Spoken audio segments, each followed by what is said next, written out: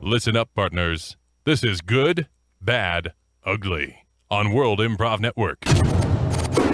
Good evening, everyone. I am Alex. My name is Asa. This is Jim. And we are your astute wind counselors to get you through the week with any problems you might be facing or any daily grind issues that you're currently experiencing. We're going to get to our first winner. Our first winner is Anthony and Haley. It's a duo from Fort Collins, Colorado. And they write, Dear Win, with transgender people like Caitlyn Jenner becoming more and more acceptable, do you think it's time for transgender or openly unisex bathrooms?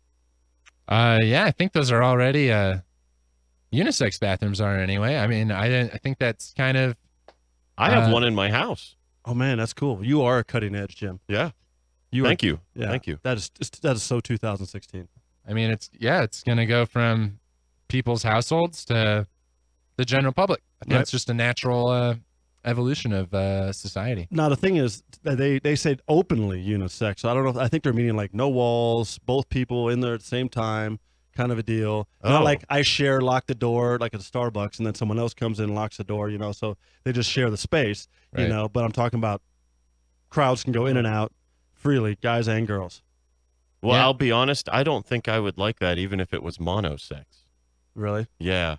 I prefer to do my business in private. You don't want to have like an open space, like floor plan, like they do in work environments these days? No, I don't. What do you mean an open space? Where there's no more cubicles, no more walls. It's just a big, like, open warehouse, and then everything is inside of there all together, kind of like a train station without any walls. Yeah, no, I'm too gun shy to do that. So now, what about the transgender part? I mean, should there be like maybe a third, or maybe have a transgender only bathroom, have like a symbol they come up with, where you have That sounds so much more tolerant than I think just having people use the bathrooms of the gender they identify with. I think we should definitely separate them and put them off in their own space so they can feel special.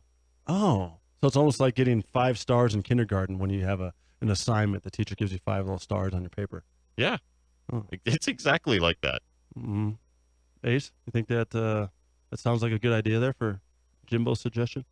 Separate but equal? Yeah, exactly. Yeah, separate but equal.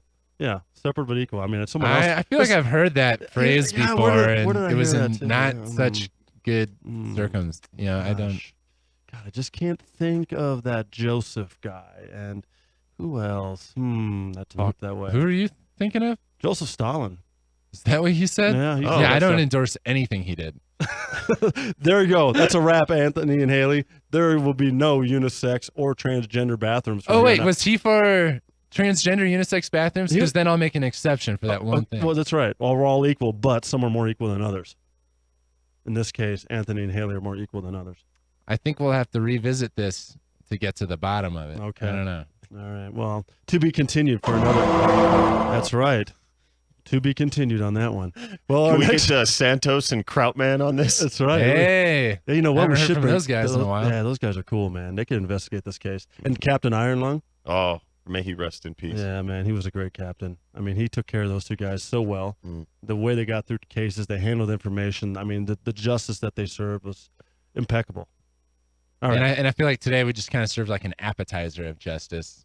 Main course is still cooking. It's still cooking. Yeah. It's coming down the pipe, audience. All right. Our next winner is Travis from Liverpool, UK, and he writes, What do U.S. presidential candidates Hillary Clinton and Donald Trump mean when they say they have evolved?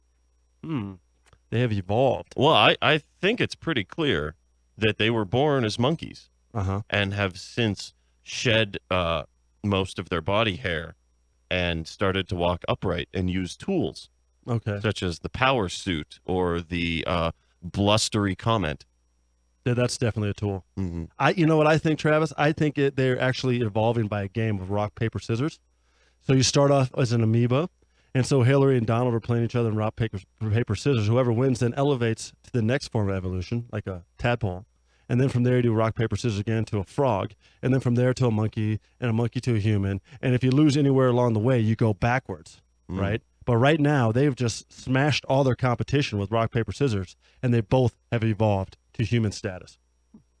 That's what I think. I think it's more like the Pokemon sense of things. Oh, yeah. Like they're different like phases. So Charmander becomes Charmeleon. The Charizard. Charmeleon becomes Charizard. Yeah. And so I imagine Hillary Clinton originally started as like Hillary Clean or something. You know, I'm not familiar. She probably needed a water stone to go to the next phase.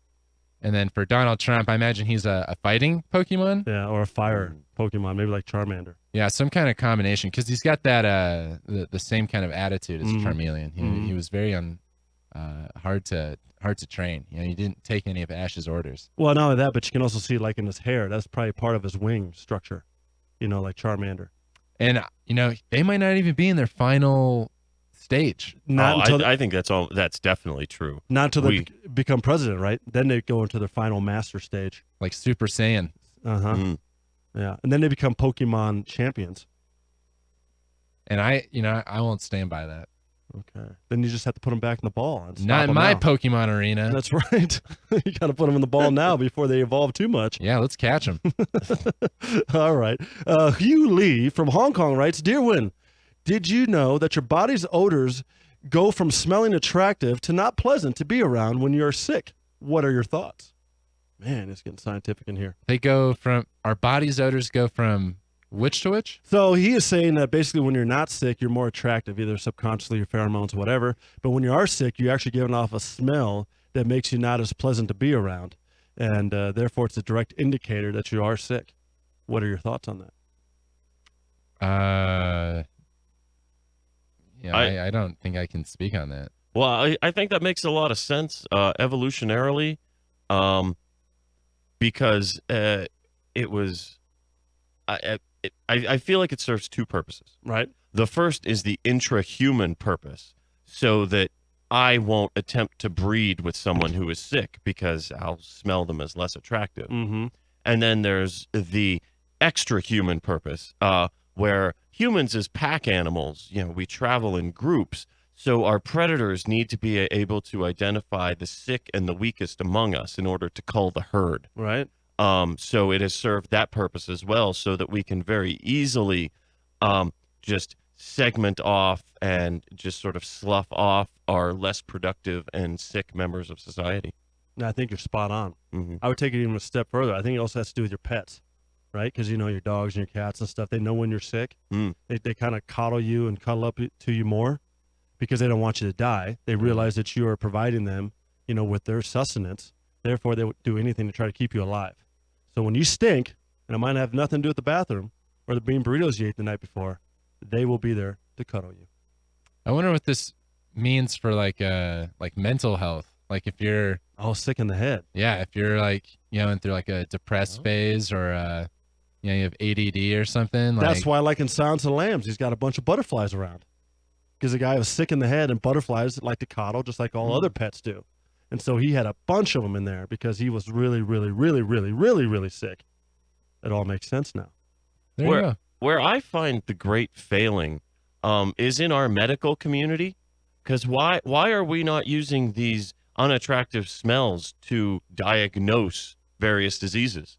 Because is it one blanket bad smell when you're sick, or does each disease have its own particular smell? I think it's by disease. I think like breast cancer smells like kimchi, for example. I'd be down for it. I like kimchi. Well, and you probably also like what it smells like then, right?